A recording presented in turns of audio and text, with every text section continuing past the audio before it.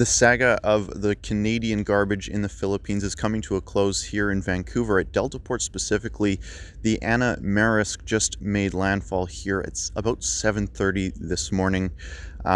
It was very hard to get information from Environment Canada because the government, of course, is very embarrassed by this. We had to call the Port Authority to figure out the times and dates and the locations because even the shipping tool that we were using to figure out where the ships were weren't totally accurate.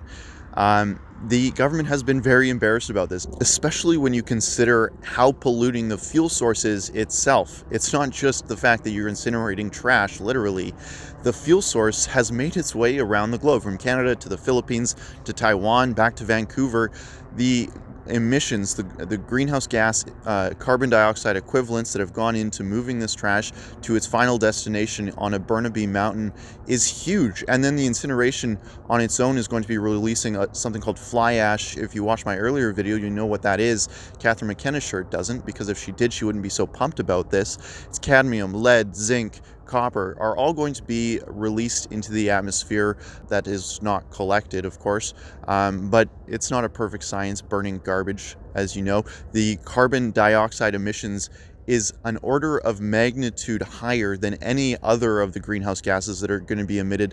It's not great things, and it really makes me wonder why Catherine McKenna is so excited to do this, especially when it's kind of a travesty, really. It's full of a bunch of recyclable materials, but for some reason, the Environment Minister for Canada is just absolutely pumped that it's going to get burned.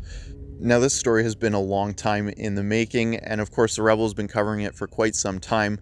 We weren't able to get to the other side of the docks where the CBC and the CTV and Global News are all working together to share the best shots that they get. There's only me here in Vancouver, but we also sent one of our correspondents, Jessica, out to the Philippines to do some investigating on the ground. That was a wild success. She had some fun too, picking up trash for the Filipino population to apologize on behalf of Canadians. But what was also pretty cool about that trip was she ended up leaving with better diplomatic relations with the Filipino cabinet than the Canadian government actually has on their own. They were tweeting back and forth, and they had a great conversation. It looks like when the Filipino minister is going to be coming to Canada sometime, if diplomatic relations haven't been trashed entirely, maybe Jessica will be along for the ride.